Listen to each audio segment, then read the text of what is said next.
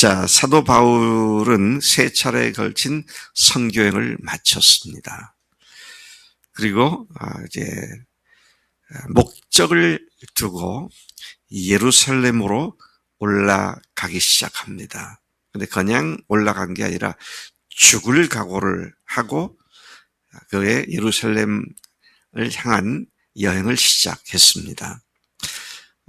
그 사도 바울의 선교여행을 보면 1, 2, 3차, 그 다음에 예루살렘을 향한 여행, 그리고 마지막은 로마를 향한 여행, 이렇게 5으로 구분해 볼 수가 있습니다.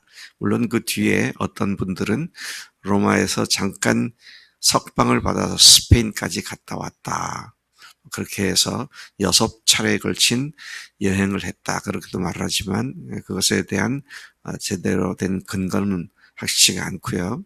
어쨌든 오늘 그의 3차례 선교여행이 끝나고 4차례 선교여행을 4차례 여행을 시작했는데, 이 선교여행은 앞서서도 그렇지만 죽음을 앞에 두고 죽음을 무릅쓰고 시작한 여행이었던 것을 보게 됩니다.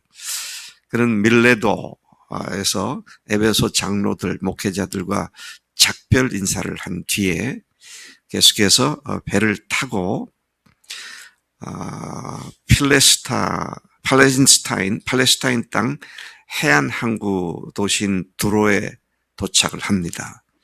그리고 그곳에 배가 짐을 부리는 동안 일주일을 그 항구에서 지냈습니다.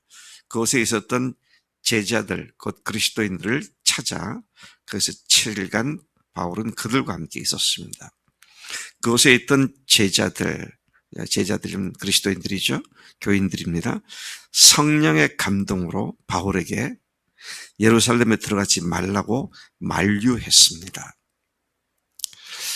죽음을 무릅쓰고 올라가는 사람에게 성령께서 말씀하셨다고 하면서 올라가지 말라고 한다면 좋은 합리적인 핑곗거리가 생길 수 있잖아요.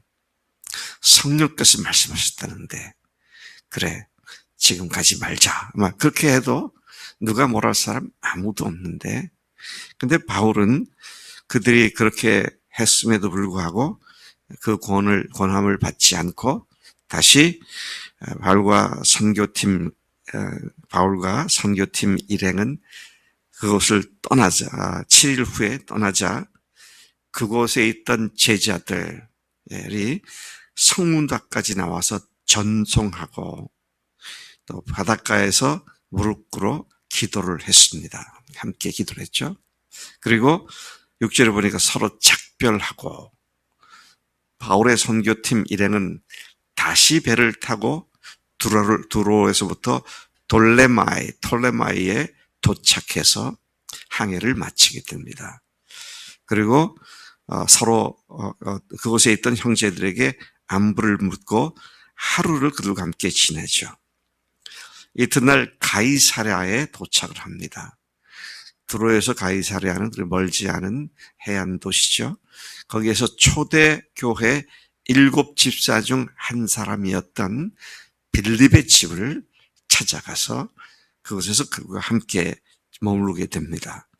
그 빌립에게는 처녀 4이 있는데 다 예언하는 사람들이었습니다.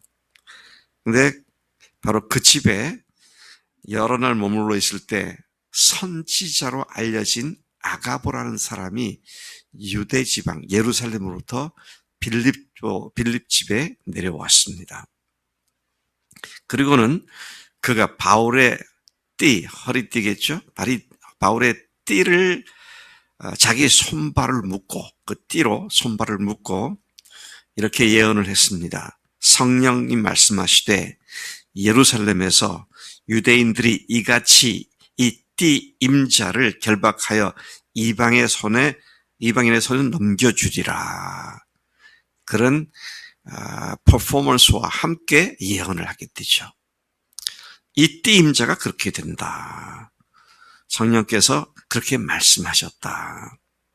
자, 아까 두로에서도 그런 만류를 받았는데 이번엔 퍼포먼스까지 해가면서 성령께서 말씀하셨다고 그렇게 얘기를 하고 그렇게 그 말을 들은 바울과 함께한 선교팀 일행 역시 그 지역 제자들과 함께 전원이 모두가 바울에게 예루살렘으로 올라가지 말라.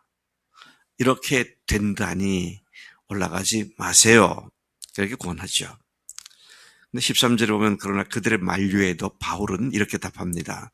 여러분이 어찌하여 울어 내 마음을 상하게 하느냐.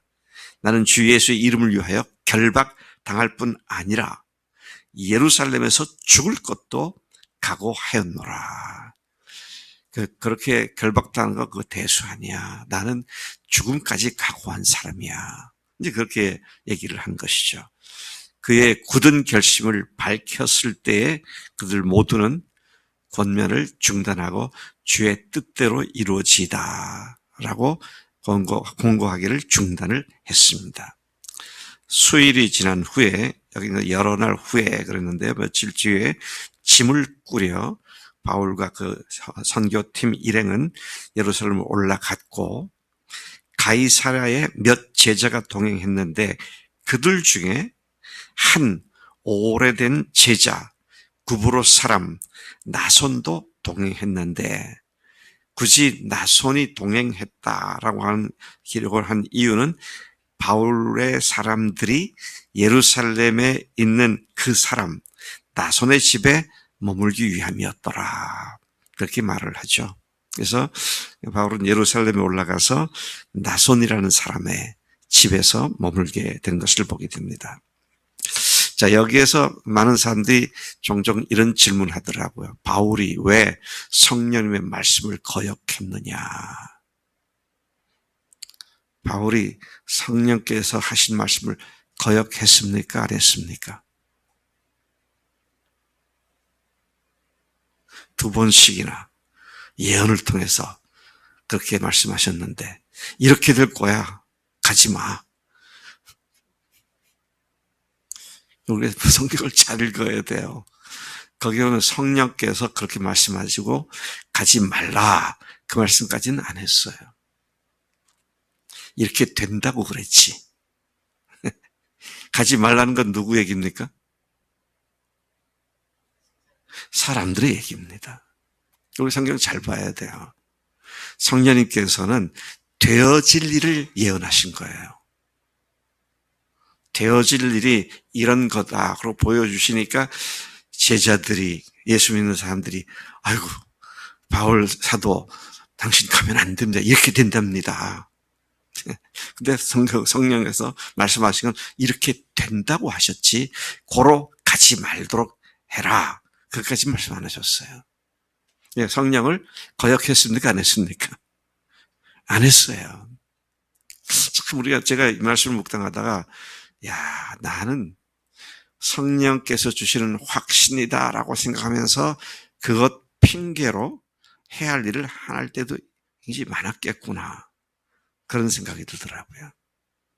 우리가 성령께서 말씀하시고 뭔가 보여준 것 있으면 왜 보여주셨는지를 잘 생각해야 합니다. 그리고 성령께서 하신 말씀의 뜻을 제대로 알고 가는 게 필요하죠. 한날에 너는 결혼식 때 굉장한 하나님의 은혜를 누릴 것이야. 그날 네가 이렇게 될 거야. 그렇게 예언을 누가 했다 그러면 그게 안 좋은 면에서 예언이 됐다고 한다면 결혼식 안 할 거야? 아이고, 가다 넘어진다는데. 넘어진다라고는 얘기할 수 있겠지만, 그러니 결혼식은 가지 마라. 그렇게 안 했다는 얘기야, 오늘 이 말씀에. 우리가 잘 이해를 해야 하겠습니다. 자, 그렇게 바울은 2차례에 걸쳐서 성령께서 네가 이렇게 될 것이다라는 예언을 들은 사람들의 예언에도 불구하고 멈추지 않았습니다. 제가 여기에서 예수님의 모습을 보게 돼요. 예수님이 예루살렘에 올라가서 결박을 당하고 죽임을 당하고 사흘 만에 다시 살아날 것이다. 그러니까 베드로가 만류하잖아요. 저는 성경 말씀을 보면서 제일 놀란 것 중에 하나가 그 부분인데, 베드로가 예수님을 붙잡고 옆으로 가가지고 책망했다, 꾸짖었다 그랬어요. 감히 제자가 선생님을 갖다 꾸짖었어요. 그만큼 십자가에 달려 돌아가시는 것을 마귀는 사랑하는 사람의 충정심을 이용해서 막으려고 한 거잖아요. 그러니 뭐 주님이 안 속으시죠. 그러니 사탄아 물러가라. 베드로가 죽을 때까지, 아마 우리가 다시 주님 만날 때 베드로도 만날 텐데, 그때도 베드로는 자신이 사탄이라고 지칭됐던 걸 못 잊을 것 같아. 엄청난 책망을 받으셨잖아요. 그러니까 내 생각과 성령께서 하시는 일은 분명히 구분될 필요가 있다. 그런 사실을 다시 한번 생각하게 되는 것이죠. 성령께서는 그렇게 되어질 일을 미리 알려주셨고, 말씀을 들은 사람들은 자기들의 생각을 섞어서 예언인지 자기들의 말인지를 모를 만큼 그렇게 바울에게 만류를 했었다는 것이죠. 바울은 성령께서 하신 말씀을 불순종한 것이 아니라 그가 그렇게 될 것을 미리 예고받았을 뿐이었다는 것입니다. 왜 바울은 굳이 자기를 죽이려는 특공대까지 대기하고 있는 예루살렘으로 가려 했습니까? 1, 2, 3차 선교행도에서 많은 열매를 맺었고, 그 정도면은 나도 할 일 다 했다고 생각했을 텐데, 그럴 수 있을 상황인데, 굳이 죽음이 기다리고 있다는 사실을 듣고도 예루살렘으로 올라가려고 했습니까? 그것은 그가 처음 예수님을 만났을 때 하나님께로부터 받은 소명 때문이었습니다. 그 소명이 어떤 것이었습니까? 유대인들과 이방 나라 사람들에게 내 복음을 전하는 나의 복음의 그릇으로, 나의 일꾼으로 너를 불렀다. 바울은 처음부터 유대인에 대한 애착이 많았죠. 그래서 어디를 가든지 제일 먼저 전도하러 찾아간 곳이 유대인 회당이었습니다. 근데 가는 곳마다 쫓겨났죠. 가는 곳마다 핍박을 받았습니다. 그래서 그가 나중에는 더 이상 나는 유대인들에게 가지 않겠다. 그래서 에베소에서, 어제 우리가 보았죠. 에베소에서 헬라인들과 이방인들 그리고 소수의 유대인들로 구성되어 있는 에베소 교회를 두란노 소원에서 매일 만나서 가르치고 훈련시키고, 소문이 나자 그 지역 일대에 있는 다른 지방의 지역에 있었던 목회자들도 와서 2년간 훈련을 받게 되죠. 자, 그렇게 완전히 유대인들이 더 이상 참석하지 않는 이방인들과 믿는 유대인들로 구성된 그런 교회를 그때부터는 거기에다가 완전히 치심을 했는데, 그러나 그의 마음속에는 유대인들과 이방인들에게 복음을 전해야 하리라. 또 뿐만 아니라 뭐라고 했습니까? 하나님께서 이방인들과 왕들 앞에서 복음을 전파해야 한다. 아나니아를 통해서 그런 얘기를 들었었습니다. 그걸 기억하고 있었고, 나는 아직 왕들 앞에서는 전하지 않았어. 이방인들뿐만 아니라 유대인들에게도 본격적으로 가서 복음을 전해야겠다. 소명을 상기하고 그 소명을 끝까지 이루려는, 그래서 마치 예수님께서 십자가에 매달렸을 때 성경으로 응하게 하시려고 내가 목마르다. 그러니까 신포도주를 맛보신 후에는 다 이루었다. 그러시면서 운명하셨잖아요. 바울이 자신에게 주신 하나님의 소명을 완성하는 일을 위해서는 유대인들에게 또 이방 나라 왕들에게 복음을 전해야 한다고 하는 이 사실을 그가 끝까지 이루기 위해서 그렇게 했었구나. 하는 것을 보게 됩니다. 그래서 어떻습니까? 예루살렘에 가자. 총독들에게 복음을 전하고, 그 다음에는 아그리빠 왕 앞에서 복음을 전하고, 그리고는 마지막으로는 어떻게 합니까? 로마로 이송돼서 네로 황제, 로마 황제 앞에 복음을 선포하는 이런 일까지 이어지는 것을 보게 되죠. 오늘 주님께서 우리에게 주신 그 근본적인 사명은 돈 벌어서 먹고 사는데 급급한 거 아닙니다. 그거 아니에요. 그걸 통해서 뭘 하나님께서 하시기를 원하는지 그 소명을 분명히 알고, 그것은 과정이고 통로일 뿐 궁극적 목적은 복음을 선포하고 교회들을 세우는 이 일에 우리도 초점을 맞춰야 마땅한 줄로 믿습니다.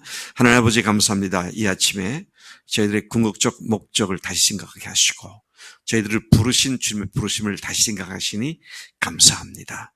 충분히 그만하면 됐다라고 말할 수 있는 바울이 처음 주님께서 주신 소명을 생각하며 죽음을 무릅쓰고 예루살렘으로 올라가는 여행을 시작하는 모습에서 오늘 우리가 주님 앞에 신실한 주의 종들이 되어 주님께서 우리에게 맡겨진 사명을 끝까지 온전하게 완수하고 수행하는 그런 책임감 있는 주의 종들로 우리를 권면해 주시니 감사합니다. 하나님, 우리가 그렇게 되기를 원하옵고 성령님의 능력을 의지하오니 기필코 우리와 우리 교회가 마지막까지 끝까지 소명을 다하는 하나님의 충성스러운 저희들이 되도록 복 주시는 줄로 믿습니다. 그렇게 살겠습니다. 감사하고 예수님의 이름으로 기도했습니다. 아멘. 아멘.